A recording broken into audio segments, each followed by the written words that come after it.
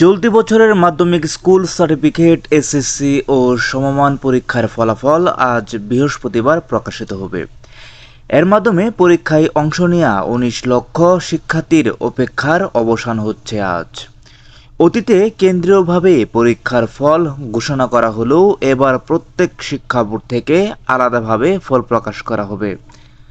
ঢাকা, রাজশাহী, কুমিল্লা, যশোর, চট্টগ্রাম, বরিশাল, সিলেট, দিনাজপুর ও ময়মনসিংহ মাধ্যমিক ও উচ্চশিক্ষা বোর্ড, এছাড়া বাংলাদেশ মাদ্রাসা শিক্ষা বোর্ড ও বাংলাদেশ কারিগরি শিক্ষা বোর্ডের এসএসসি ও সমমান পরীক্ষার ফল বেলা ২টা শিক্ষা বোর্ডগুলোর ওয়েবসাইট, সংশ্লিষ্ট সব পরীক্ষা কেন্দ্রে বা শিক্ষা প্রতিষ্ঠান এবং এসএমএস এর মাধ্যমে প্রকাশ করা হবে। তবে জানা গেছে, সংশ্লিষ্ট সব পরীক্ষা কেন্দ্রে বা শিক্ষা প্রতিষ্ঠানকে ওয়েবসাইটের মাধ্যমে ফল সংগ্রহ করতে হবে, আর পরীক্ষার্থীরা শিক্ষা বোর্ডগুলোর ওয়েবসাইট এবং সংশ্লিষ্ট বোর্ডের ওয়েবসাইটের মাধ্যমে ফলাফল সংগ্রহ করতে পারবে। এছাড়া নির্ধারিত শর্টকোড ১৬-২২২-তে এসএমএস এর মাধ্যমে ফল পাওয়া যাবে।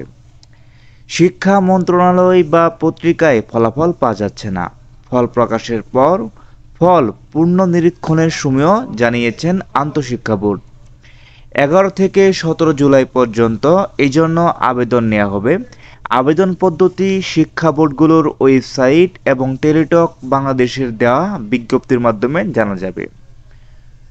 এছাড়া আপনারা ফল জানতে পারবেন যেভাবে: আনুষ্ঠানিকভাবে ফল প্রকাশের পর শিক্ষা বোর্ডগুলো ওয়েবসাইট ও এসএমএস এর মাধ্যমে ফল জানা যাবে।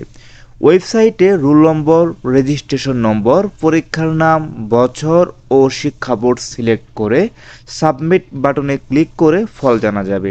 এছাড়া মোবাইল ফোনে এসএমএস এর মাধ্যমেও ফল জানা যাবে।